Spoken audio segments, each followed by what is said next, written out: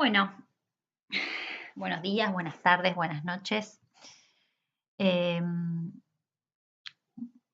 Necesitaba hablar un poco de esto de la salud y la enfermedad.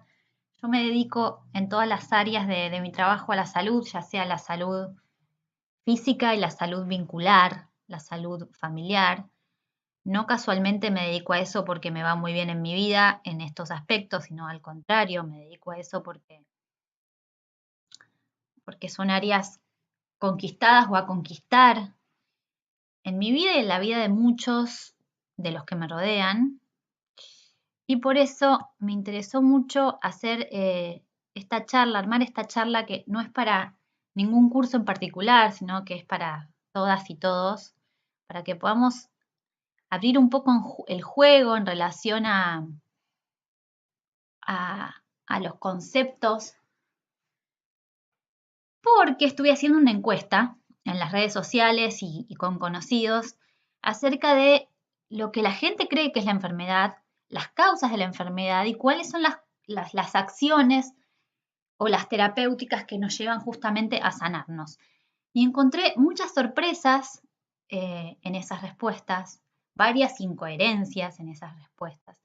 Y me interesa mucho trabajar el tema de la salud y la enfermedad no desde un único paradigma o desde una única visión, como puede ser una de las tantas a las que me dedico, que es la biodecodificación, que vamos a hablar un poco de eso, pero sino hablar más de las concepciones generales de salud y enfermedad. Y lo primero que hice fue preguntar, eh, como preguntas anónimas, acerca de qué piensa la gente que, que eso que son las causas de los síntomas físicos, de los diagnósticos, de lo que conocemos como enfermedad.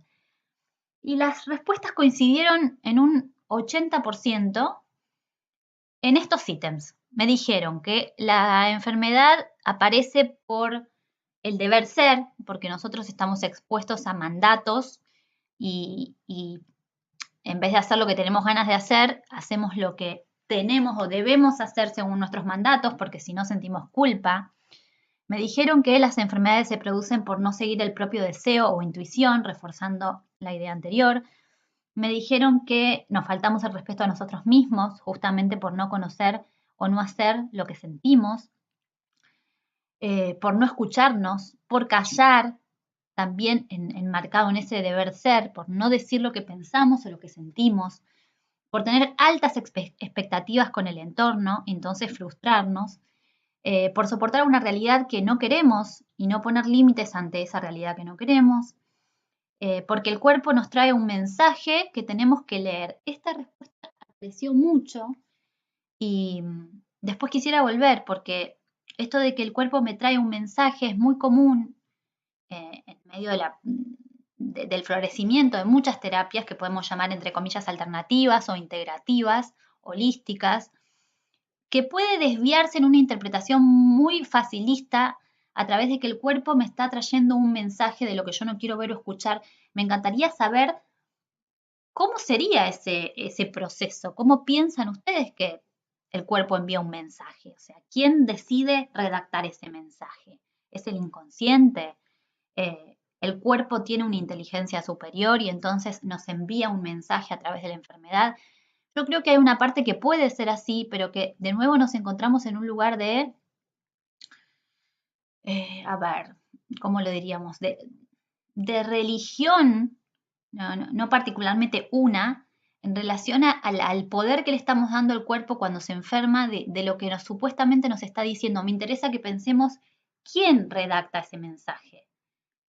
Y si realmente no es un poco perverso que tengamos que recibir un mensaje a través del cuerpo porque no lo podemos recibir de otra manera. Eh, hay un Dios que manda ese mensaje a través del cuerpo, hay una conciencia superior que no nos los puede contar de otra manera. Bueno, no sé, es para debatir, obviamente, no hay una única respuesta. Pero es es una respuesta que nos pone en un lugar bastante infantil, en un lugar de inferioridad a quienes somos, a la conciencia que somos, eh, por sobre un cuerpo que entiende algo que nosotros no estamos entendiendo. cosa que comparto, pero que me gustaría que podamos captar cuáles son los mecanismos que creemos que funcionan atrás de eso. Otras respuestas han sido por los malos hábitos de vida y alimentación, por ejemplo, dormir mal, comer mal, fumar, etc. Nos enfermamos por contagio, mucha gente me dijo eso, porque estamos expuestos a virus y bacterias y eso nos contagia de determinados patógenos. Otros decían porque bajan las defensas, entonces cuando bajan las defensas te contagiás o te enfermas. Otros dijeron por estrés, que el estrés es el factor fundamental que activa la enfermedad. Y muchos dijeron por emociones negativas. Después vamos a volver sobre esto. También hice algunas encuestas en Instagram y pregunté, ¿compartir mate con otra persona o con una persona resfriada enferma? El 43% respondió que sí y el 57% respondió que no.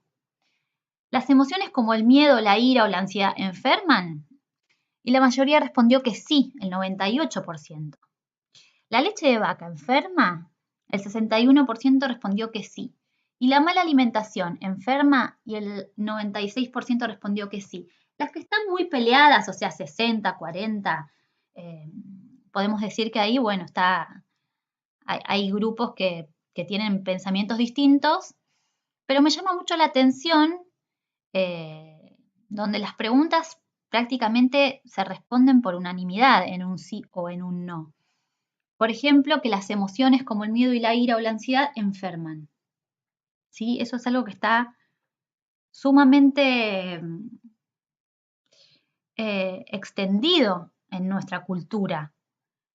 La mala alimentación también, ¿sí? Son dos características que en este momento tenemos como en el ranking de lo que piensa la mayoría de la gente. Después, en relación al compartir el mate con alguien resfriado, la leche de vaca, bueno, hay diferentes posturas que deben de venir de diferentes paradigmas en los que se mira a la enfermedad, ¿no es cierto? ¿Las bacterias se enferman? El 74% dijo que sí, también una gran mayoría. ¿Los médicos se enferman? Bueno, lo vamos a considerar peleado, aunque hay una mayoría que dice que sí. La genética enferma lo vamos a considerar peleado, aunque la mayoría dice que sí. Y los secretos se enferman, la mayoría también dijo que sí. Veamos un poquito más. La rigidez enferma, 96% dijo que sí. Los medicamentos enferman, la mayoría dijo que sí. El frío enferma, la gran mayoría dice que no. No se condice con el discurso que nos decimos habitualmente o que le decimos a nuestros hijos. Y el estrés enferma, el 99% dijo que sí.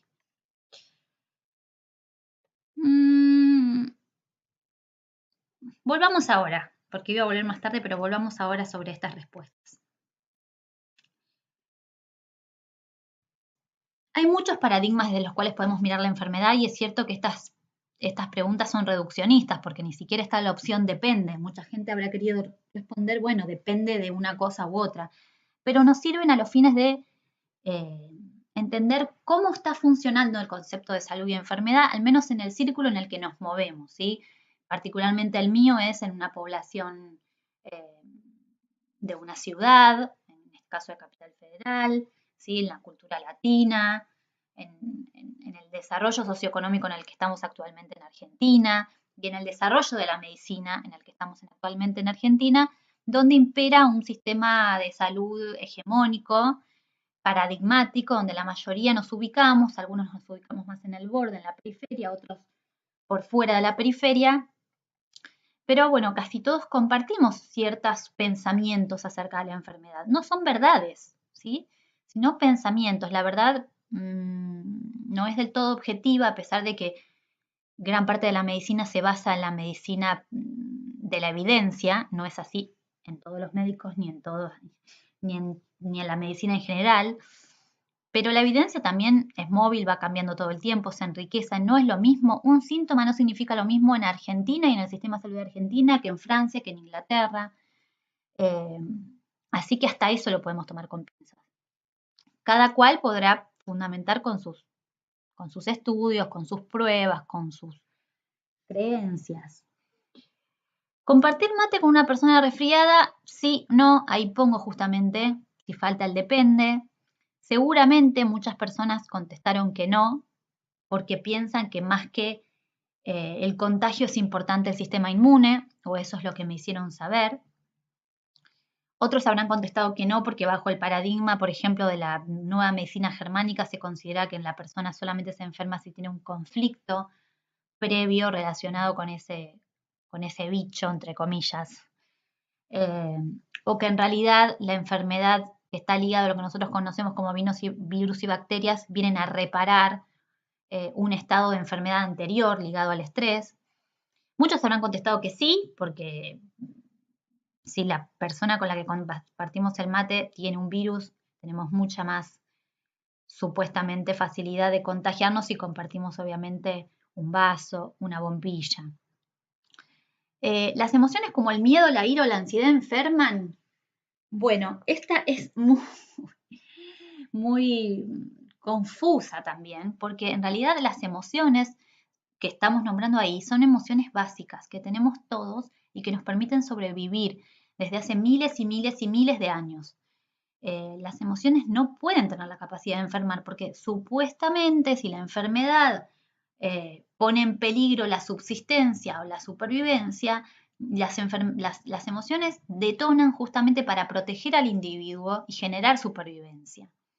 ¿Sí? Sabemos perfectamente que el miedo, la ira y la ansiedad, que está muy ligada al estrés, son estrategias de supervivencia ante determinados estímulos que pueden ser peligrosos. Y nosotros tenemos que tener la capacidad de huir, de atacar y de generar borde, membrana, como lo tiene la célula, ¿sí? En nuestras comunidades, en nuestras tribus, en nuestros cuerpos.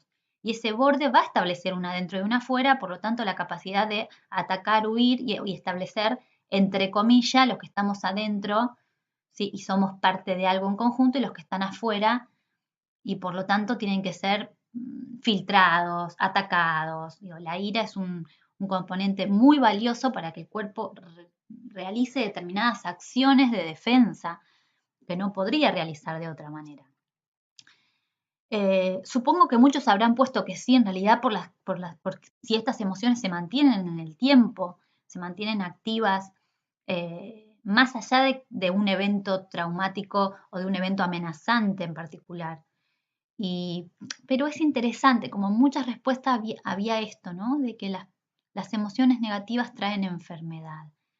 Hay algo de cierto, se estudió que hay determinadas emociones que activan partes del cerebro y otras que desactivan otras partes del cerebro que tienen que ver con la recompensa e incluso con el desarrollo de citoquinas y de parte del sistema inmune.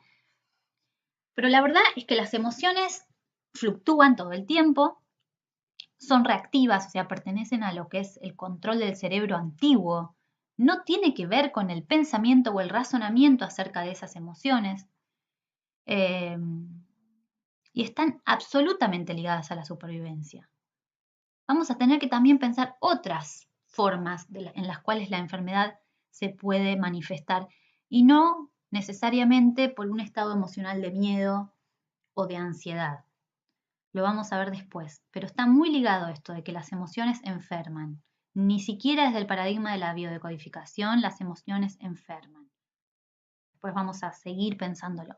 ¿La leche de vaca enferma? Bueno, esto es una pregunta porque, bueno, hay un grupo de personas que piensa que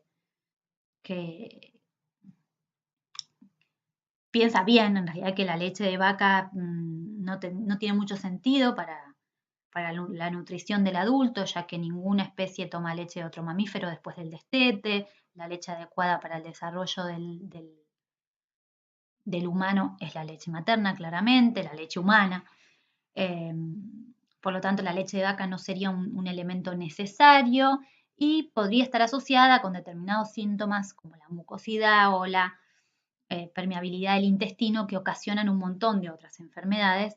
Otro grupo dice, bueno, depende de qué leche de vaca, ¿no? De dónde venga, qué otros agregados tenga, si está pasteurizada o no, si tiene colorantes, conservantes o otros químicos tóxicos. Eh, lo cierto es que en la medida que vamos creciendo tenemos menos capacidad de tolerar la lactosa, un bebé recién nacido tiene mucha capacidad de tolerar lactosa, justamente porque es el momento en la vida en el que tiene que asimilar la leche de su madre. Y a medida que vamos creciendo, esa habilidad se va perdiendo. Por lo tanto, la leche de vaca puede no ser un buen alimento. De ahí a que enferme, bueno, tendríamos que ponernos en la balanza de que enferman todos los otros alimentos que no son realmente comida real. La leche que consumimos, salvo que venga el lechero a casa, en general tampoco es comida real. Pongámosle que dentro del paradigma en el que nos movemos muchas personas, creemos que la alimentación que no es real o mala alimentación enferma. Coincidieron la mayoría. Porque estaríamos dándole, pensémoslo así, un tóxico al cuerpo y el cuerpo tiene cierta capacidad de desintoxicarse, claramente. Pero bueno, en la medida que consumimos más tóxico del que el cuerpo puede limpiar naturalmente, eso va generando una acumulación de toxicidad y puede significar un periodo de estrés para el organismo, tal como lo es un león apareciendo en la puerta de casa. Pero este tipo de estresores suele sostenerse en el tiempo.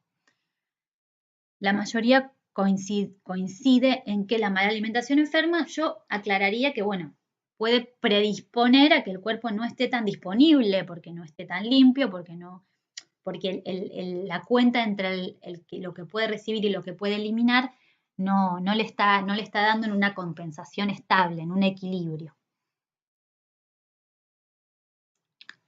¿Las bacterias se enferman? Bueno, la verdad es que cada vez estamos en la era del microbioma, de descubrir que somos más bacterias que células humanas, todos nosotros. Convivimos con una cantidad de bacterias inimaginada, la vida no sería posible sin las bacterias. Y la mayoría de las bacterias por las cuales nos dan, por ejemplo, antibióticos o generan infecciones graves en el organismo, son bacterias con las que tenemos contacto a diario y que conviven con nosotros en diferentes tejidos de nuestro propio organismo. Por lo tanto, la bacteria no es la que enferma. El paradigma de la microbiota o el microbioma es que justamente lo que nos está enfermando es la falta de una diversidad de bacterias dentro de nuestro intestino y por lo tanto dentro de nuestro cuerpo, justamente porque lo que puede generar desequilibrios para que crezca una cepa bacteriana que no es positiva para nosotros, es justamente la falta de otra cepa bacteriana que sí es positivo que esté en una determinada variedad y cantidad o proporción, digamos. Por lo tanto, la aseveración así las bacterias se enferman sería desde los conocimientos actuales, ojo, que todo se pone entre comillas, sería un no, y sin embargo ahí la mayoría contestó que sí. Lo mismo pasa con los virus, ¿sí? Estamos todos expuestos todo el tiempo y algunos se enferman y otros no, y eso puede depender de muchos otros factores que no solamente sean el contagio, es como si el contagio fuese lo que hoy significa la genética. Antes la genética era lo más importante, ¿sí? Que esa es la tercera encuesta, parecía que si había una predisposición genética eso era sinónimo de enfermarse. Ahora se descubrió que existe la epigenética, ¿sí? Que son factores externos pero que hacen marcas en los genes, marcas químicas reales en los genes para que se activen o se desactiven. Por lo tanto, la puerta a la activación de la genética la tenemos en el presente y sobre todo en los primeros 1000 días de vida. Pero lo tenemos toda la vida, aunque la epigenética también se puede heredar, se puede desactivar y activar. Lo mismo con esto del contagio. Bueno, el contagio existe, pero hay otro tipo de factores que tienen que ver con la epigenética también, en los que podemos englobar la forma de vida, la forma de pensar, la alimentación, la forma de concebir a la salud y a la enfermedad, para que ese contagio termine haciendo determinado foco infeccioso en la persona o no. No sé si se entiende, espero que sí. ¿Los médicos se enferman? Bueno, la mayoría contestó que sí, aunque está peleado. La realidad es que la iatrogenia médica del sistema de salud, en realidad no solamente de los médicos, es una de las primeras causas de muerte en el mundo. ¿Esto qué quiere decir?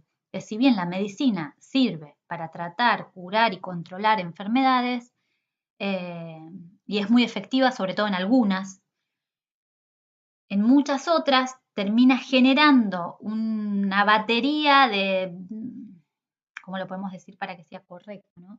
Termina generando un efecto contrario, porque la disposición tecnológica que tenemos, que es genial y muy adecuada para muchos casos, en muchos otros casos de menor riesgo genera peores pronósticos. La utilización de más estudios, más tecnología, más medicación tiene efectos adversos.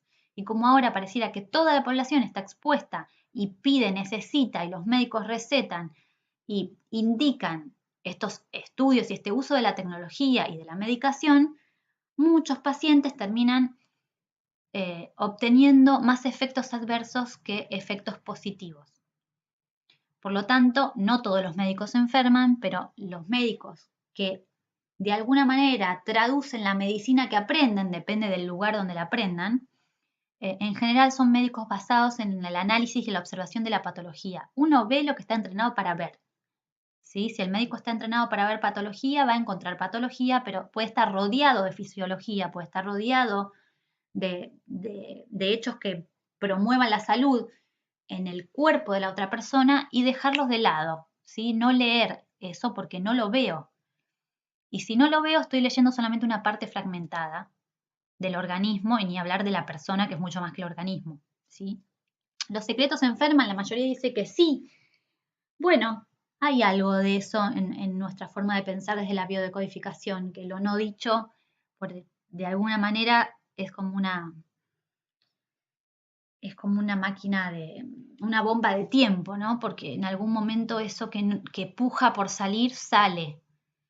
Y a veces cuando sale, sale como una emoción o puede salir como un síntoma, depende del mecanismo de acción también. También es cierto que, esto lo estudia el psicoanálisis, que la barrera que uno hace con el inconsciente es porque hay cosas que si uno las recuerda, enferma. ¿Sí? Por lo tanto, hay verdades a las que uno, si está expuesto, generan una información mayor a la que el cuerpo puede procesar. Por lo tanto, no es todo blanco o negro. Nosotros promulgamos la verdad hacia nuestros hijos, la verdad hacia nuestros pares, pero también entendemos que hay límites y bordes y que hay que aprender a construir los límites y los bordes en cada caso en particular, ¿no? La rigidez enferma, el mayor porcentaje dijo que sí, ahí coincido plenamente, me parece que el movimiento y el ritmo es el pilar de la vida.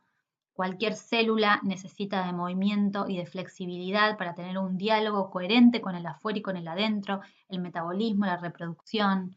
Eh, Todas las funciones biológicas están mediadas por el ritmo y el movimiento. Y cuando hay un órgano o un tejido que se paraliza o queda quieto, en general pierde su función o su óptima función.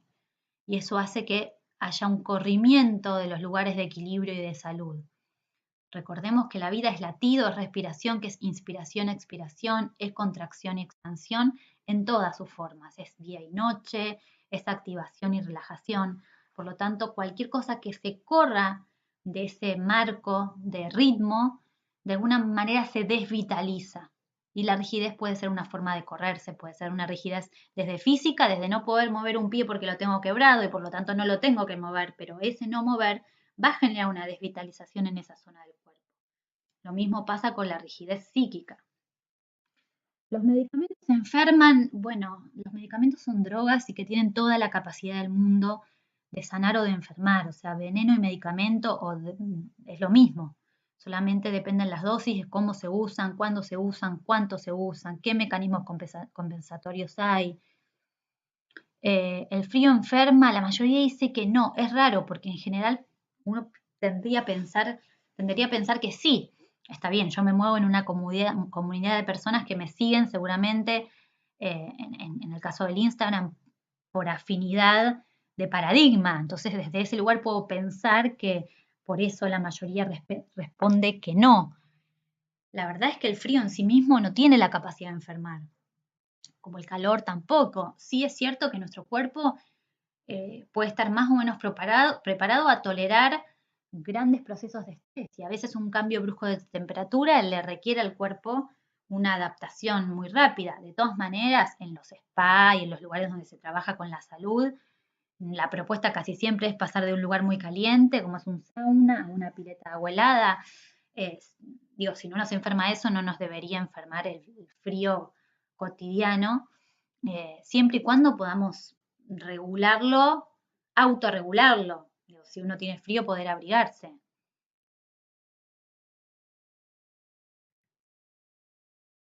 Y otra pregunta que hice es, bueno, ¿vos crees que la enfermedad se genera de esta manera? ¿Y cómo crees que las enfermedades y los síntomas y los diagnósticos se curan? Y la mayoría me contestó esto: vida sana, equilibrio y paz, calma, coherencia mente, cuerpo y alma, emociones positivas, una alimentación saludable y sueño saludable. Me respondieron que hay que cuidarse a uno mismo y escucharse a uno mismo, hacer lo que uno siente y lo que uno tiene ganas de hacer, que uno tiene que sanar muchas veces yendo a un terapeuta, y uno tiene que acudir al médico y también al terapeuta y si es posible también al especialista en terapia alternativa porque cubre lo que los otros dos no cubren. ¡Wow! Pensé yo. Es como mucho. Es muchísimo. Es una exigencia enorme si decimos que realmente lo que nos enferma es el deber ser, es el tener que cumplir las expectativas del mundo o de los otros o de mí misma o de mi abuelita o de mis ancestros. ¡Qué tremendo peso es tener que estar equilibrado, hacer vida sana, tener paz y coherencia! Son palabras sumamente conceptuales, no me dicen exactamente qué significa y me parece que si nosotros nos miramos con honestidad a nosotros mismos, casi ninguno puede levantar la mano y decir si mi vida es equilibrada, si mi vida es pacífica, si mis vínculos son sanos. Si nos seguimos poniendo metas utópicas en relación a la salud, vamos a seguir encontrando enfermedad todo el tiempo en todo el mundo. Porque si realmente para estar sano tengo que estar equilibrado y tengo que tener una coherencia que no existe en la mayoría de los seres humanos, porque la coherencia con el propio cuerpo, la forma de pensar y la forma de sentir, tiene que ser una coherencia colectiva con los otros y con el otro. Y esto es muy importante. La curación no se da a nivel individual. No porque yo vaya a terapia y porque yo vaya al médico, yo ya estoy exento y estoy en el grupo de los protegidos. No por comer la comida sana estoy en el grupo de los protegidos. Porque las enfermedades son síntomas colectivos, culturales, paradigmáticos.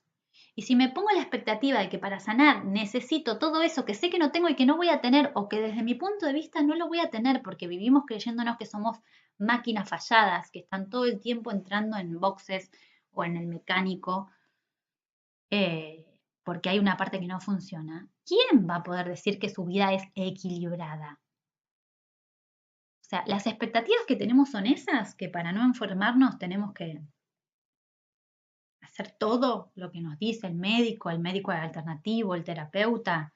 Ninguno va a poder, nadie va a poder tomarse los 3 litros de agua por día, más comer comida orgánica, más no pelear, más no discutir, más no tomárselo a modo personal, más dormir 9 horas seguidas. No existe.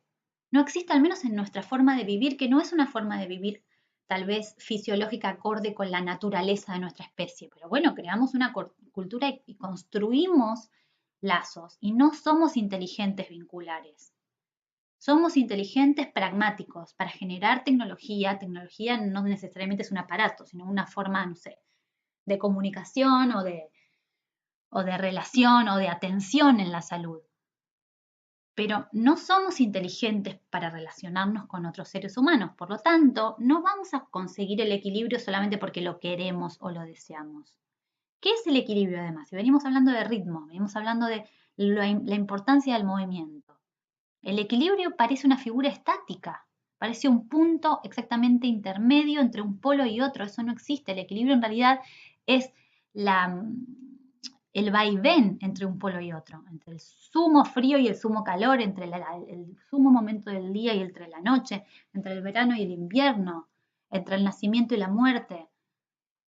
Y en ese movimiento, que en realidad es pendular, se arma algo del equilibrio, pero por lo tanto la enfermedad tendría que estar incluida en el equilibrio. Porque si un polo es la salud y otro es la enfermedad, el equilibrio sería ir entre una y otra, por ejemplo, no lo sé. Pero ojo con la palabra paz, calma, equilibrio, porque no genera nada positivo en quien las mismas personas que me escribieron esto son las que no lo pueden lograr, las que creen que esa es la que es el camino, que esa es la meta. Es una meta mucho más alta de la posible. No es la posible, es la ideal. También me llama la atención que la mayoría concuerda con la visión sí, que podemos llamar la visión de la resignificación, en donde uno encuentra un para qué o un porqué de la enfermedad, donde uno dice, bueno, está bien, me pude haber enfermado porque estoy cansado, estresado, como mal, pero además ese estrés tiene que ver con que no me llevo bien con mi jefe ni con mis compañeros de trabajo, estoy a disgusto, eso me genera cansancio, estrés, y particularmente ese vínculo con mi jefe rememora un vínculo traumático con mi padre y con mi abuelo. Y uno puede encontrar esa resignificación por varias técnicas, terapias y profesionales. Y creer que su síntoma apareció por eso. Pero no hay una concordancia entre eso y la terapéutica, la forma en la que decidimos atendernos. No la hay. Porque la forma de curar el síntoma no tiene nada que ver con la resignificación. En general no actuamos en consecuencia de la resignificación. La forma de curar el síntoma es taparlo, no es de alguna manera trabajar sobre la causa que para nosotros tiene sentido. Podríamos decir que bueno, que es importante todo al mismo tiempo, que uno puede resignificar, tratar de trabajar la causa y al mismo tiempo atenderse bajo el sistema médico hegemónico. El tema es que no coincide la terapéutica con la forma de pensar en la sintomatología. Son terapéuticas diferentes. Y esto no quiere decir que tenemos que salir a dejar de atendernos bajo la medicina o evitar resignificar. Porque estamos todos envueltos en esta trampa, ¿eh? No son algunos. Estamos todos envueltos en esta trampa porque estamos todos conviviendo en esta incoherencia, en la que por un lado resignificamos y por el otro lado actuamos como si no hubiésemos resignificado. No hay una sola manera de actuar bajo la resignificación. Pero cuando utilizamos terapéuticas en general no sabemos por qué las utilizamos, sino porque es lo que hay, es lo que dice el otro. En general no hay una investigación, no hay un encuentro real entre cómo quiero que mi cuerpo sea tratado, entre lo que pienso que es mejor para mí. El saber queda fuera, entonces cómo coincide el saber adentro a través de la resignificación con el saber afuera. Bueno, hablemos un poco del estrés, porque es verdad que el estrés está absolutamente relacionado con los síntomas físicos.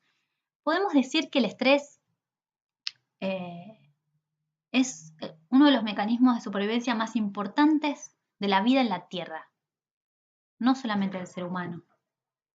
¿Sí? El estrés es un estrés fisiológico, es lo que tiene que pasar. La vida sin estrés no existe, no hay vida. Uno tiene que tener cierto grado de estrés para poder levantarse, caminar y enfrentar el mundo. Y ni hablar que tiene que tener grados de estrés para resolver problemas de precisión. Un cirujano, un dibujante que tiene que tener precisión maravillosa y limpia sobre otro cuerpo, sobre una obra de arte, está expuesto a muchísimos estresores para lograr esa precisión. En estado de estrés se logran cosas de aprendizajes del cerebro antiguo que no podríamos hacer de otra forma. ¿Sí? Hay formas, el estrés nos puede llevar a paralizarnos, pero nos puede llevar a huir de situaciones muy problemáticas, como puede ser, no sé, cruzar la calle y que te esté por pisar un auto. No llegas a pensar. Y algo en tu cuerpo decide ir para atrás o ir para adelante. Algunos es cierto que se paralizan, porque también es otra forma de reaccionar ante el peligro. Pero esa inteligencia tiene que ver con el estrés. De hecho, el estrés es antiinflamatorio. ¿Qué nos dan en las enfermedades inflamatorias crónicas o autoinmunes? Corticoides. ¿Sí? Y el corticoide, nosotros tenemos una producción endógena de corticoide, que es el cortisol, ¿sí? Que es la hormona del estrés. Entonces, el estrés no causa la enfermedad. ¿Sí? Ahora, podemos hablar de estrés crónico y asociaciones a enfermedades, sí. ¿Por qué? Bueno, podemos hablar de causas, de únicas causas. No hay una única causa para nada, para ningún síntoma. Son más eventos sincrónicos que causas, pero sí, donde hay estrés crónico, eso está asociado a parámetros muy muy diferentes en relación a un montón de enfermedades. Esto se estudia muchísimo en lo que se llama la psiconeuroinmunoendocrinología, porque se descubrió que esos tres sistemas, ¿sí? El neurológico y nervioso, el inmune y el endocrino, son un mismo sistema que está absolutamente conectado con la parte psicológica. ¿Por qué? Porque cómo leo el mundo depende muchísimo de mi interpretación justamente del mundo. Mi gestión del conflicto va a depender de cómo leo el mundo. Entonces, si yo leo una pérdida de trabajo como peligro de supervivencia, mi reacción física va a ser una. Si la leo como una oportunidad para encontrar un trabajo mejor, obviamente que mi cuerpo va a reaccionar de otra manera porque no va a estar en peligro su supervivencia. Entonces ahora me van a preguntar, y bueno, ¿cómo hago para tomármelo así? Bueno, no es apretar un botón. Para cambiar la forma de percibir el mundo hay muchísimas técnicas, lleva tiempo y requiere un compromiso muy importante porque hay que romper hábitos para entablar nuevos hábitos o nuevos reflejos condicionados, ¿sí? Ante una nueva situación de estrés, yo ya estoy condicionada por las situaciones anteriores que me generaron un estrés parecido o una emoción parecida. Para que la próxima vez que tenga un estrés con una emoción parecida no me genere exactamente los mismos síntomas físicos y la misma forma de pensar, debería justamente trabajar mucho la ruptura de este patrón y sobre todo reemplazarlo por uno nuevo, porque uno aunque rompa patrones en la medida que no elige otra forma, otra balsa para recorrer el río, se ahoga igual. Entonces, desde la psiconeuroinmunoendocrinología te explican absolutamente todos los mecanismos físicos y fisiológicos por los cuales la producción de estrés puede generar determinada molécula u otra que active o no el eje de la hipófisis y la amígdala y el hipocampo y que eso en realidad genere mayor o menor inmunidad y células linfocitos, células natural killer, en fin.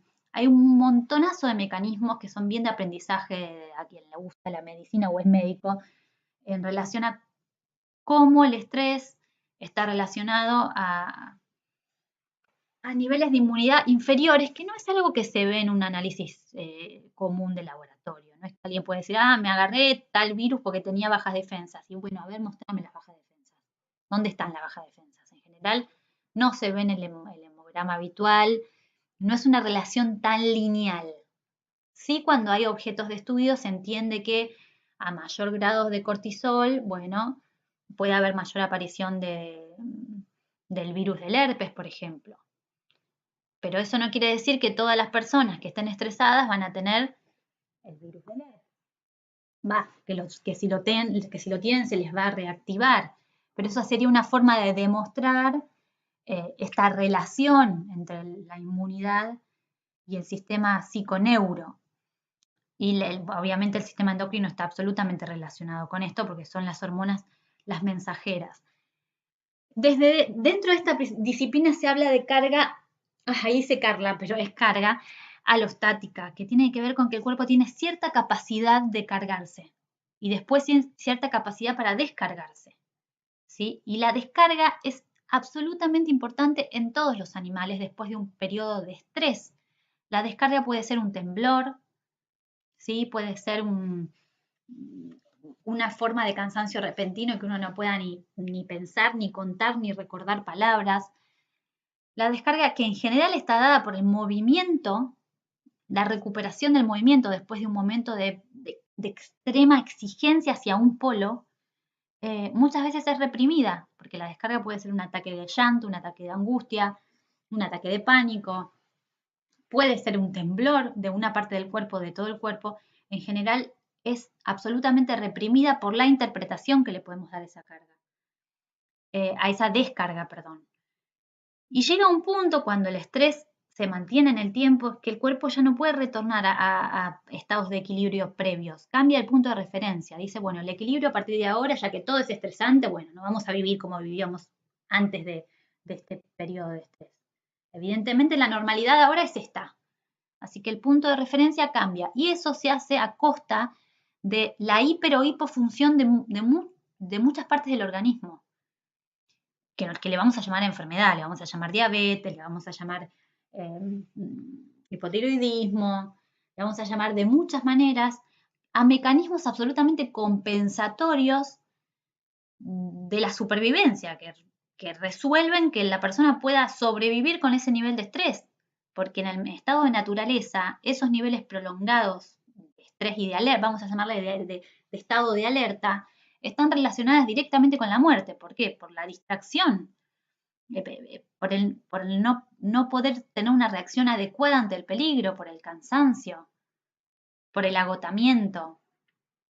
Entonces hay mecanismos compensatorios del cuerpo que a nosotros le vamos a llamar enfermedad. ¿Y qué vamos a hacer? Atacar esa sintomatología sin resolver lo que lleva al cuerpo a compensarse de manera exitosa, ¿sí? Porque a veces una depresión es exitosa, es una manera exitosa de compensar un cuerpo que ya no puede más estar en estado de lucha, y como sigue sintiendo esa amenaza permanente, la inmovilización y el parate absoluto desde el campo emocional es una solución.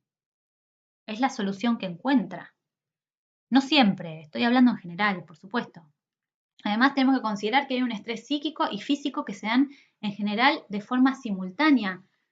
A veces el estrés no es necesariamente una vivencia o una sensación de estar atemorizado, sino el estrés es la forma de vida, es la forma de alimentarse. En general van de la mano. ¿Por qué? Porque si yo me siento mal conmigo mismo y mi vida, eso no me va a llevar a tener hábitos saludables. Me va a llevar a tener una recompensa rápida en el azúcar.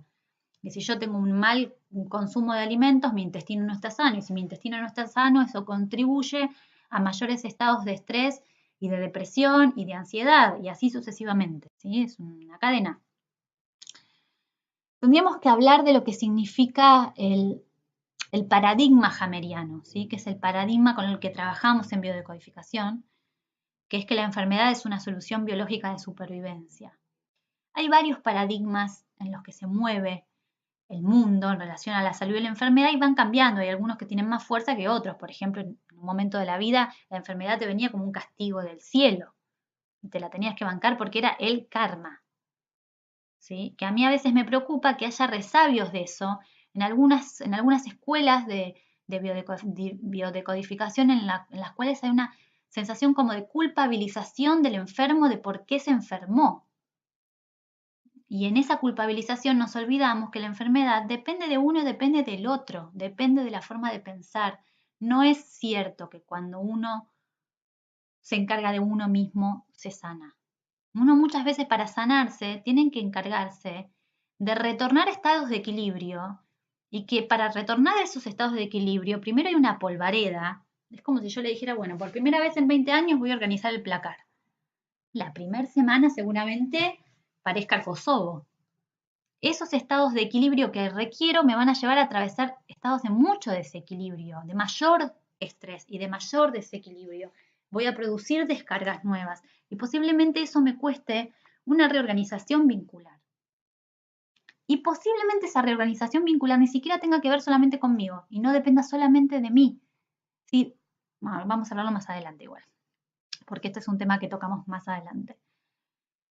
Hammer va a decir que en realidad toda enfermedad se despierta en un evento puntual, traumático, vivido en soledad, ¿sí? Que excede nuestra capacidad de procesamiento. Es un evento que nos saca absolutamente del campo, nos saca de la hoja de la película en la que estamos y nos deja sin forma de procesar esa información nueva. Puede ser la muerte de un ser querido, puede ser una mala noticia, puede ser una mala nota, puede ser un choque, puede ser un diagnóstico médico,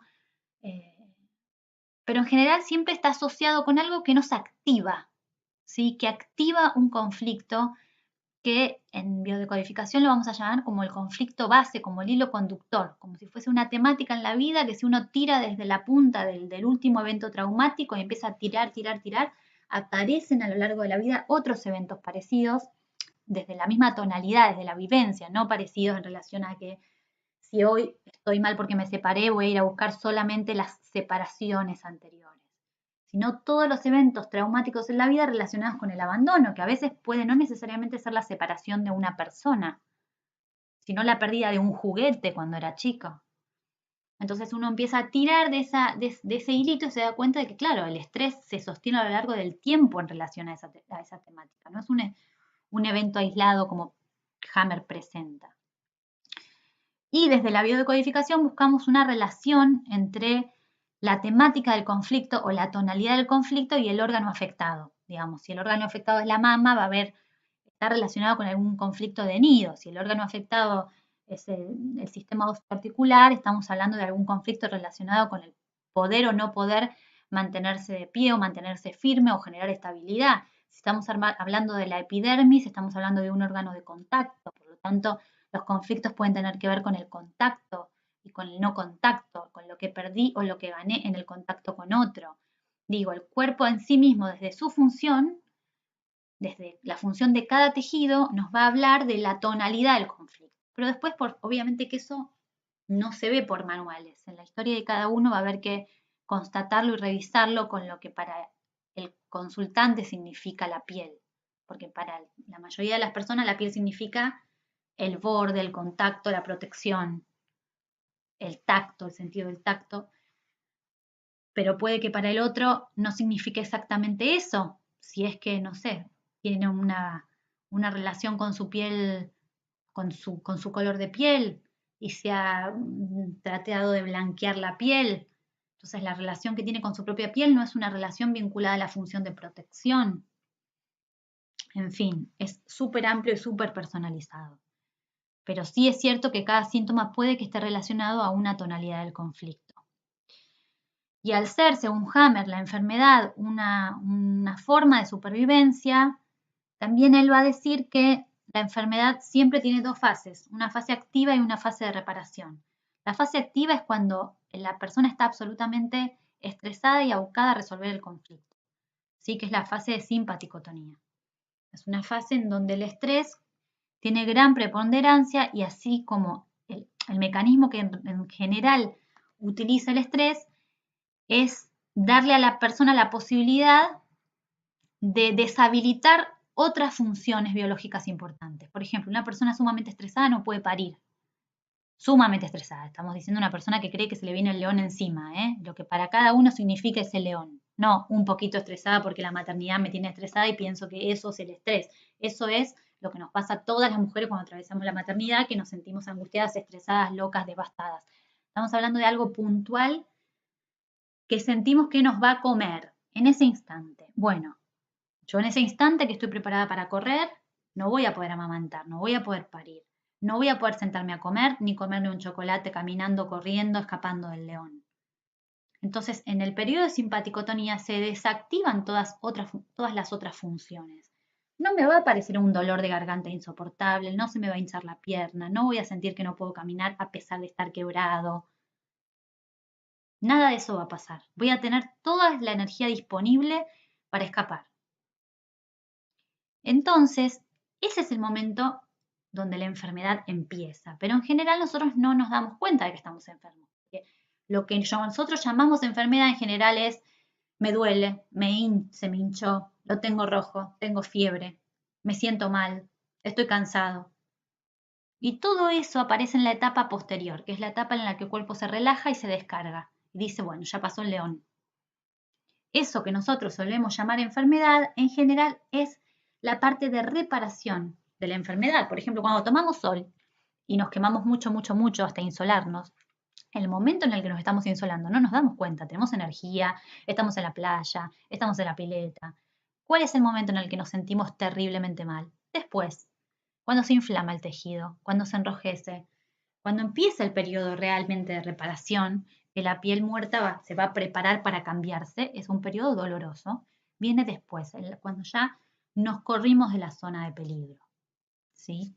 Esto nos parece interesante porque en general nosotros relacionamos los síntomas físicos a momentos críticos de la vida y en general son momentos dolorosos, sí, pero no son más críticos que el momento de estrés absoluto. Nos hablan de un lugar equilibrado del cuerpo, de poder detenerse a inflamarse.